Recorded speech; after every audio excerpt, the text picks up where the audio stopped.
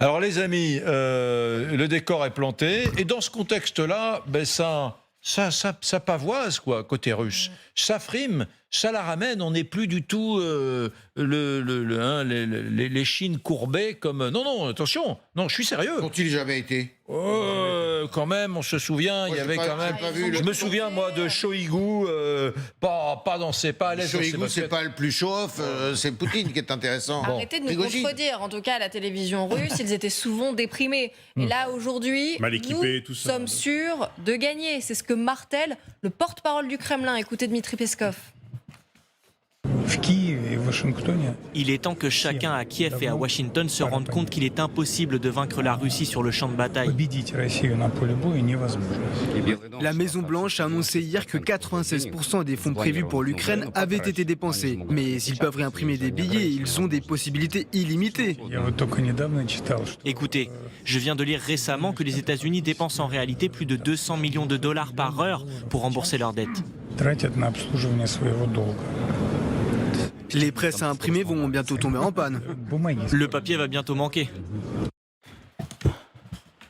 Bon, Peskov qu'on voit pas souvent, hein. Pas souvent comme ça. Pas souvent comme ça. Bon, non, mais vous imaginez, Peskov encore. Non, et alors, ils ont le triomphe modeste. Hein, ils la jouent très sobre. On fait pas des youpies. Bon, ils ont l'air d'être contents d'eux. Et c'est pas le seul, Peskov, qui. Vous voulez pas qu'on dise bonjour à nos invités? Bonjour à Alla Poedi qui nous rejoint. Merci, Alla. Oui, bonjour Eric, bonjour Émilie, bonjour tout le monde. Bonjour Alexandre Melnik. Et bonjour Alexandre Melnik. Bonsoir. Merci d'être avec nous. Donc on a vu Dmitri Peskov qu'on voyait jamais. Vous savez, quand on passait le porte-parole du Kremlin, on avait une photo et un photo. Bon, là, il sort, voilà. Et il y a même votre idole, Renaud Pilat, Sergueï Lavrov. Non, sérieusement, c'est pas votre idole, mais c'est quelqu'un qui aime beaucoup Yves Tréhard du Figaro, qui l'a interviewé bien des fois, c'est vrai, hein? Pas bien des fois, une fois. Une fois, bon. Pas mal. Ouais, c'est très bien. Voilà. Vous venez de voir en direct, voilà, l'exagération journalistique bien caractéristique. Oui, alors lui, le ministre russe des Affaires étrangères, il se moque carrément des Américains. Il dit, mais vous avez toujours l'espoir de voir l'Ukraine gagner? Allez-y, causez toujours. Biden croit toujours que l'Ukraine peut récupérer ses territoires perdus. Bienheureux celui qui croit, comme on dit. Zelensky promet une nouvelle contre-offensive, mais la Maison-Blanche nous dit que le budget pour l'Ukraine est déjà dépensé. Eh bien, il est difficile de commenter Zelensky. Il est là, entre autres, pour dire que même s'il est arrêté, si vous ne l'aidez pas, il continuera le combat tout seul. Je pense que c'est assez évident. Voilà, alors les amis, alors ils sortent des chiffres. Vous savez que 96% de l'aide financière accordée par l'Amérique à l'Ukraine a été dépensée, aurait été dépensée. Donc les Russes sortent ce chiffre à tout bout de champ. Les pavoises, hein. Voilà, en pavoise, etc. Alors ils étaient... Peskov comme Lavrov en déplacement au Kazakhstan. Ils ont accompagné Vladimir Poutine qui est au Kazakhstan, vraiment un État post-soviétique avec énormément de pétrole, énormément de gaz, gros enjeux. Et à l'occasion de ce déplacement solennel, eh bien, voilà, ils ont pris la parole. Et le moins qu'on puisse dire, là, vous n'allez pas contester ça. Ils pavoisent, les Russes. Ils sont heureux, ils sont fiers. Tout va bien pour eux, apparemment. Mais ils n'ont que ça à faire, Eric. Depuis tout le temps, on les voit quand même croire dans leur victoire, qui n'est toujours pas là. Et depuis très longtemps, ils n'ont aucune réussite sur le front, on peut le remarquer. Et là aussi, quand même, vous avez remarqué dans ce que vient de dire Lavrov, il rend hommage quelque part au président ukrainien, parce qu'il dit que même si les Ukrainiens n'auront pas les armes, lui, il va continuer à se battre. Donc, ils savent que les Ukrainiens ne vont pas s'arrêter. Donc, on va continuer. Et là, c'est encore une fois la preuve, c'est sorti un peu pitoyable. Alors, pardon, Alla, vous disiez que ça fait très longtemps que la Russie n'a pas eu de victoire sur le front, mais pour l'Ukraine aussi. Et c'est aussi pour ça qu'il jubile. L'Ukraine, elle a les victoires tous les jours, il faut savoir. Mais pour ça, il faut aller regarder les sources ukrainiennes et aussi les sources russes, comme je le fais moi, quand je lis les 1000 blogueurs, c'est-à-dire les blogueurs ennemis, ceux qui accompagnent l'armée russe. Et c'est eux qui donnent beaucoup d'informations, même beaucoup plus, sur les victoires ukrainiennes. On parlait plutôt de victoires significatives. Mais ça fait, vous savez, avec des ruisseaux, on fait des grands fleuves. Quelques kilomètres carrés. Non, mais c'est vrai. C'est pas les kilomètres carrés, c'est c'est la destruction des centres de commandement, c'est la destruction du bateau Askold il y a quelques jours. C'est le bateau le plus moderne qui pouvait tirer 4 missiles calibre à la fois. Il a été détruit même encore sur le chantier. Donc encore avant-hier, non, le 1er novembre, la destruction d'un centre de commandement de forces aériennes russes avec 3 colonels tués, et même on parle de général Teplinsky qui n'est toujours pas là. On ne sait pas ce qui lui est arrivé. Donc ce sont des victoires très importantes, encore invisibles pour les résultats sur le terrain, mais ça va venir. Alors c'était il y a quelques semaines, Vladimir Poutine, le 15 octobre exactement, donnait un petit peu le là de ce nouveau discours côté russe, qui marque une inflexion, le retour de l'alignement favorable des planètes. La contre-offensive ukrainienne a totalement échoué, disait Poutine. En ce qui concerne la contre-offensive, qui semble toujours en cours, elle a complètement échoué. Nous le voyons, nous le savons, et nous y répondons en conséquence. Ce qui se passe maintenant, tout au long de cette période, c'est ce que l'on appelle de la défense active. Bon, qu'est-ce que vous en pensez, vous, Yves Tréhard? Donc on a ici les forces en présence à la, et nous entendrons dans un instant cet ancien diplomate soviétique qui est avec nous toutes les semaines, Alexandre Melnik. Mais bon, est-ce que vous pensez comme moi que ça va mieux? Je dirais pas bien, en tout cas bien mieux pour Poutine, pour son armée, pour son industrie militaire et pour sa guerre? Moi, j'entends ce que dit Allah, c'est-à-dire que il faut aller dans le détail, et probablement, et c'est vrai, on l'a vu, notamment par la mer, il y a eu, sur mer, il y a eu des exploits même qui ont été réalisés par les Ukrainiens. Néanmoins, il y a le terrain et puis il y a le sentiment. Et le sentiment aujourd'hui, c'est lequel? C'est que cette contre-offensive ukrainienne n'a pas marché et que le pari de Vladimir Poutine de faire entrer ce conflit dans un conflit d'une grande longueur, que ça va être très long, qu'il va fatiguer les forces ukrainiennes, qu'il va épuiser le moral ukrainien, ça, il est en train de le gagner. Et on le voit, depuis 15 jours, on parle de quoi en Ukraine? On parle de l'élection présidentielle avec des hommes et des femmes politiques, ou qui ne sont pas des politiques professionnels, qui commencent à contester les choix stratégiques de Zelensky, y compris le chef d'état-major qui a dit que la contre-offensive était peut-être dans une impasse, qui est un mot quand même extrêmement lourd et à grande portée. Donc ça, c'est la première des choses. Et la deuxième des choses, j'ai le sentiment, d'après ce qu'on me rapporte, qu'il y a quand même une fracture qui est en train de s'opérer entre le front, entre les hommes et les femmes qui se battent, et Dieu sait si c'est difficile, et puis ceux qui sont à l'arrière, à Kiev et à l'ouest du pays. Mais vous dites vrai, parce qu'on avait entendu juste des Ukrainiens qui le disaient justement lors d'un micro-trottoir. Voilà. Et alors la troisième chose qui me paraît importante à souligner aussi, c'est l'attitude des Occidentaux. L'attitude des Occidentaux qui sont à fond et qui étaient à fond derrière l'Ukraine. Avec le conflit qui s'est ouvert au Proche-Orient, eh bien, évidemment, il y a et ça, Poutine en joue avec délectation, j'ai envie de dire. Il voit bien que les opinions publiques sont en train de se déporter peut-être sur l'autre conflit, leur intérêt, et que les Occidentaux vont peut-être pas pouvoir assurer le ravitaillement de chacune des armées. Surtout que le partenaire principal, ce sont les Américains, et à aucun moment on peut imaginer que les Américains laissent tomber les Israéliens. Ça, c'est niet. Niet, quel qu'il soit, qu'il soit républicain ou démocrate, ce n'est pas possible. Donc ça, c'est une crainte que peuvent avoir les Ukrainiens. Mais pour éviter la colère de Allah qui va me tomber dessus, je dirais je ne vous souhaite rien de tel. Tout ça, ce serait terrible. Tous ces éléments-là, ce sont des éléments de psychologie. Et la psychologie dans la guerre, elle joue sur le moral, et ça me paraît très important. C'est pour ça que j'ai effectivement... il a gagné d'une certaine façon sur ce front-là, pour le moment, Poutine. Alors, Alexandre, je connais votre cœur ukrainien, mais on peut être, et c'est mon cas, favorable à l'idée que l'Ukraine triomphe de cette opération spéciale lancée par Poutine il y a plus d'1 an et demi, et en même temps admettre que ça va plutôt mieux pour le camp russe depuis quelques semaines que pour le camp ukrainien. Est-ce que vous franchiriez ce pas, vous ? Non. Non, tout simplement parce qu'il faut toujours se méfier des jugements hâtifs.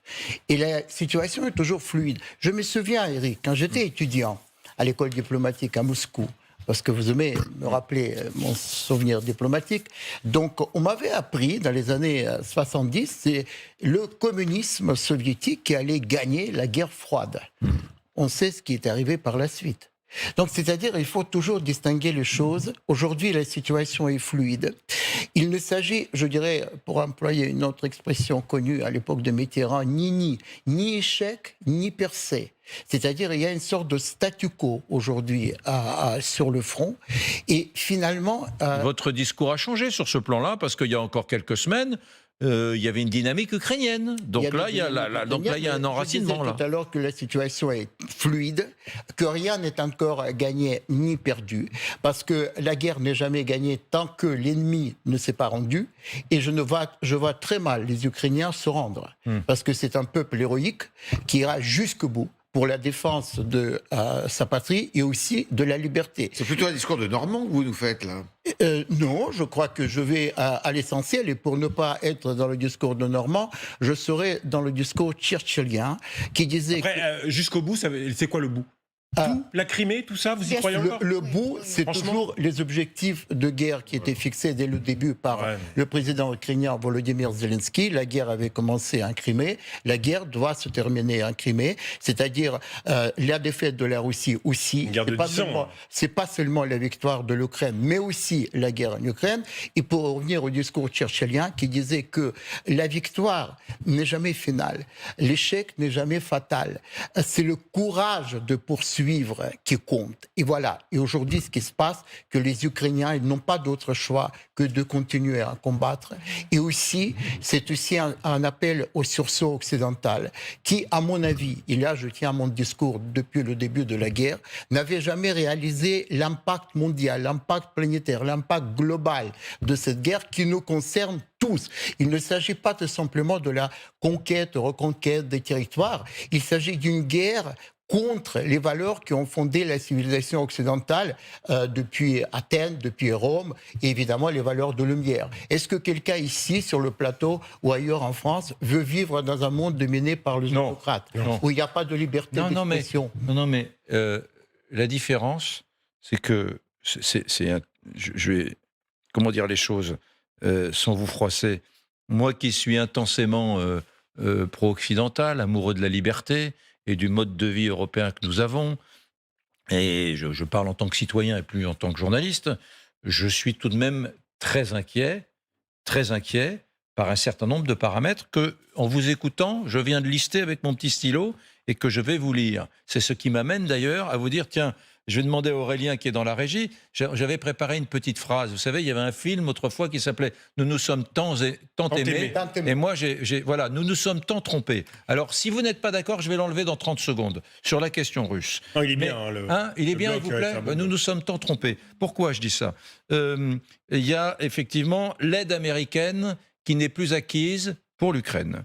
Il y a, à certains égards, les opinions publiques de certains pays occidentaux, en Europe et ailleurs, qui commencent à être un peu moins favorables à la poursuite de cette guerre et à l'aide ukrainienne. Deuxième paramètre. Il y a Volodymyr Zelensky en Ukraine qui commence à être contesté. C'est un pays démocratique. Il y a des gens qui aimeraient que ce soit quelqu'un d'autre. On lui fait quelques efforts pour expliquer qu'il ne faut pas se quereller, etc.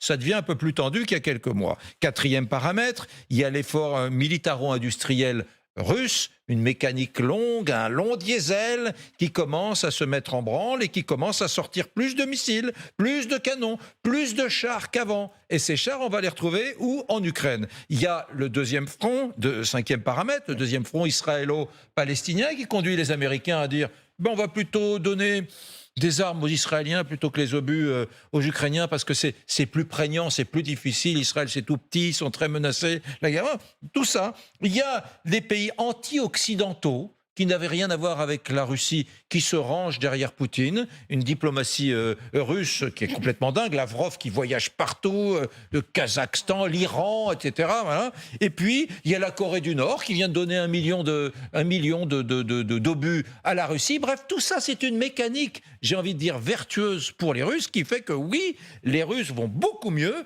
et que c'est très inquiétant pour Zelensky et pour l'armée ukrainienne. Mais c'est très inquiétant pour nos démocraties. Oui. Et là où nous nous sommes trompés, Eric, et là je suis tout à fait d'accord avec vous, on s'est trompé parce que l'Occident n'avait pas accordé toute aide nécessaire que l'Ukraine avait demandé dès le début de l'agression de l'Ukraine par la Russie.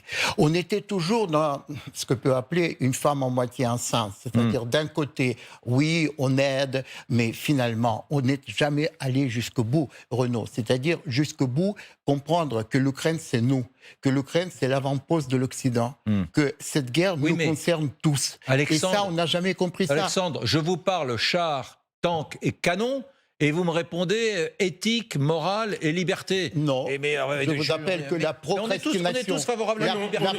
Du coup, on est d'accord sur les diagnostics, alors maintenant c'est moyen, quoi. Oui, mais la procrastination, c'est-à-dire on a donné toujours au compte-gouttes. Finalement, on a fini par exploser toutes les lignes rouges, hein, on est bien d'accord là-dessus. Mais pourquoi on n'avait pas fait ça quand il fallait le faire, c'est-à-dire saisir ce moment, cette opportunité d'aider l'Ukraine quand il en avait vraiment besoin. C'est-à-dire, est-ce que j'ai écrit et dit que la procrastination, c'est... Vous avez vu comment, rhétoriquement, je vais m'envoyer des fleurs là, je vous ai fait un petit peu changer, je vous ai fait un tout petit peu cranter. Parce que tout à l'heure, vous disiez non, la guerre, ça va, tout va bien. Et là, maintenant, vous dites... Mais c'est la dialectique. Oui, mais très bien. Donc, alors que j'avais appris aussi la dialectique matérialiste. Là, voilà, donc... Je ne vais pas monopoliser la parole, mais ce que vous venez de dire, Alexandre, je suis en désaccord total avec ce que vous venez de dire sur l'aide occidentale. Je crois qu'au contraire, la cause, puisque c'est une vraie cause de la liberté, comme le disait Eric, la cause de la liberté qui est celle de l'Ukraine, a réveillé d'une certaine façon l'Occident. L'Occident était en train de plus croire à ce qu'il y ait encore une guerre à sa porte ou chez elle, puisque c'est vraiment... ou chez lui, pardon, l'Occident. Ça, c'est la première des choses. La deuxième chose, on n'a jamais vu l'OTAN refaire bloc comme il faisait, vous savez, alors qu'il devait être en mort cérébrale si on entendait et si on écoutait le président de la République française.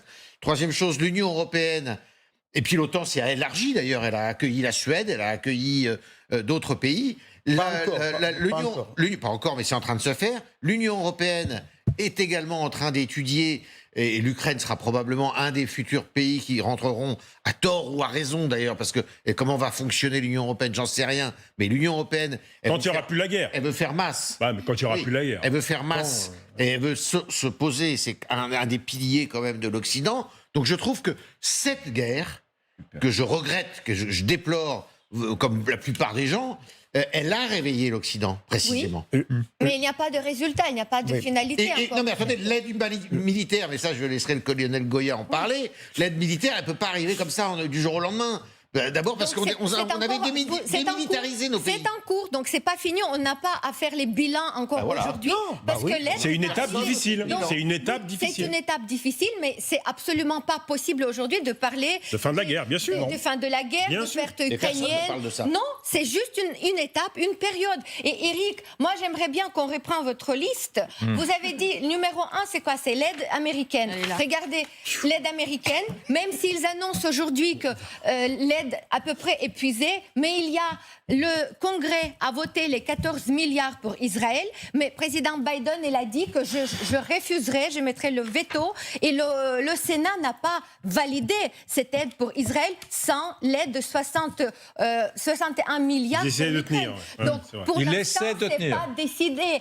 Encore, déjà, l'Union européenne... Mais c'est quand même chaud. Ah oui, c'est quand même chaud que le Congrès dise la vie est oui, un combat. Israël, non Ukraine. Vous avez raison, Biden dit on va pas faire comme ça. Mais c'est chaud en Ukraine tous les jours, c'est très chaud parce que ça bombarde. Donc deuxième point, c'était quoi chez vous? Les opinions publiques en Europe, voilà. Bon, c'est pas rien. On est en démocratie. Non, ça c'est pas vrai. Vous avez ça s'effrite un petit peu, mais je trouve qu'au bout de 2 ans de guerre, vous avez encore une majorité d'Européens vraiment qui soutient. Ça tient au bout de 2 ans de guerre et ça n'aurait pas été je sais que vous avez du flair. Vous sentez bien qu'il n'y a plus le même enthousiasme en Europe. Et parce que tout le monde avait envie que ça soit rapide. Tout le monde avait envie que ça soit rapide. La magie. Zelensky, qu'on le veuille ou non, tout pouvoir s'use avec le temps. C'est comme ça, c'est la vie. L'amour s'use. L'amour s'use. C'est pas un argument contre la victoire ukrainienne. Et Zelensky, et même Zelensky en Ukraine, vous vous l'avouerez jamais. Vous n'avez pas la peine qu'on ait ce débat, vous et moi. Je ne peux pas avouer ce qui n'existe pas. Bon, très bien, je ne vais pas partir dans les fantasmes des uns et des autres. Zelensky, c'est un héros national. Il est numéro 2 après Zaloujny. Après, il y a toujours les difficultés, même dans les couples où il y a l'amour règne en permanence. Il y a les histoires, il y a les tensions. Donc, il y a normalement les tensions, mais c'est un accord. Il y a toujours les réunions ensemble. Et Zelensky, c'est un grand président.